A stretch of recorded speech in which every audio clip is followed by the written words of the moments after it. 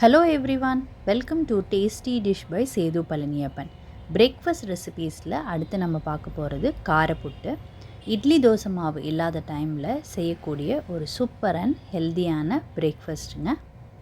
காரப்புட்டு செய்கிறதுக்கு 1.5 டம்ளர் புட்டு மாவு எடுத்து வச்சுருக்குறேங்க. நான் இன்றைக்கி வீடியோவில் யூஸ் பண்ணுற புட்டு மாவு வீட்டில் அரைச்சது, எங்கள் அம்மா அரைச்சி கொடுத்ததுங்க.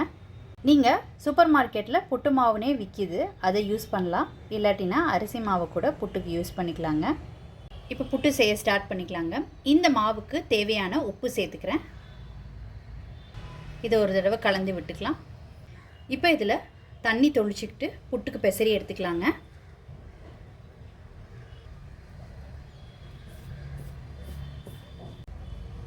கொஞ்சம் கொஞ்சமாக தண்ணி சேர்த்துக்கிட்டு புட்டுக்கு பெசரிக்கோங்க. இந்த மாதிரி நல்லா உதிரியாக பிணைஞ்சிக்கிட்ட பிறகு இதை எடுத்து கொஞ்சம் மாவு எடுத்து இந்த மாதிரி பிடிச்சி பாருங்கள். இப்படி பிடிக்கும்போது இந்த மாதிரி பிடிக்க வரணும். உதுத்து விடும்போது உதுத்து விட வரணுங்க. இதுதான் கரெக்டான பக்குவம் புட்டு மாவு பிணைஞ்சதுக்கு. இப்போ இது ஒரு பக்கம் இருக்கட்டுங்க. காரப்புட்டுக்கு ஃபஸ்ட்டு தாளிச்சிக்கலாங்க. இதுக்கு ஒரு பேனில் எண்ணெய் விட்டுக்கிறேன். எண்ணெய் சூடானதுக்கப்புறம் இதில் உளுந்தம்பருப்பு, கொஞ்சம் கடலைப்பருப்பு சேர்த்துக்கிறேங்க. கொஞ்சம் கோல்டன் ப்ரௌனாக வந்ததுக்கப்புறம் இதில் பெரிய வெங்காயம் நீல வாக்கு நேரத்தில் சேர்த்துக்கிறேன்.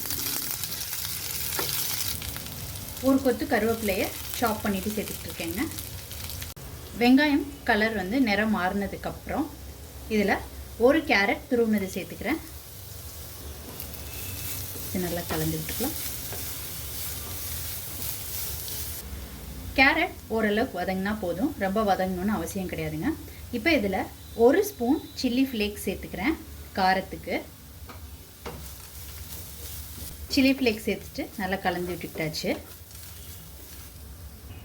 இப்போ தேங்காய் சேர்த்துக்கிறேங்க. இந்த மிக்சருக்கு தேவையான உப்பு சேர்த்துக்கிறேங்க. புட்டு மாவு பெசறினதில் ஏற்கனவே உப்பு போட்டுக்கோங்க. இதுக்கு மட்டும் தேவையான உப்பு சேர்த்துக்கிட்டு இருக்கேன்.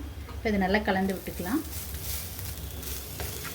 தேங்காய் சேர்த்துட்டு ரொம்ப நேரம் வதக்க வேண்டாங்க, ஒரு தடவை கிண்டி விட்டால் போதும். இப்போ அடுப்பை ஸ்விட்ச் ஆஃப் பண்ணிவிட்டு இதில் மல்லி இலை சேர்த்துக்கிறேன். இது நல்லா ஆறட்டும். ஆறுனதுக்கப்புறம் ஏற்கனவே பெசரி வச்சுருக்கிற மாவு கூட இதை போட்டு மிக்ஸ் பண்ணிக்கலாங்க. இது நல்லா ஆறிடுச்சு. இப்போ இந்த மாவை இதோடு சேர்த்து கலந்து விட்டுக்கலாம்.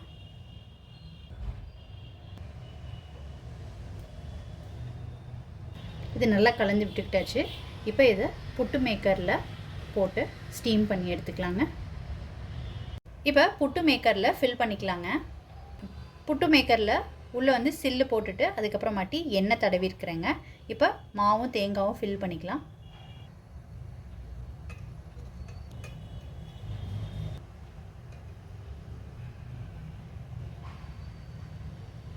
ரொம்ப போட்டு அமுக்கி அடைக்காமல் சும்மா மேலாப்பில் போடுங்க. அப்போ தான் கொஞ்சம் கேப் கிடைக்கும் போது தான் புட்டு ஆவியில் நல்லா வேகும்.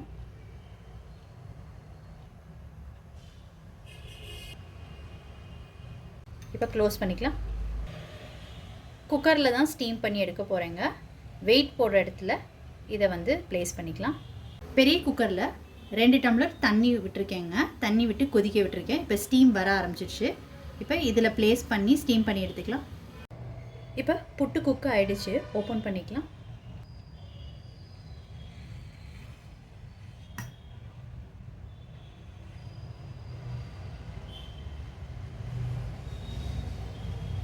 எப்பவும் போல் செய்யாமல் ஒரு டிஃப்ரெண்ட்டான காரப்புட்டு ரொம்ப சூப்பராக ரெடி ஆயிடுச்சுங்க.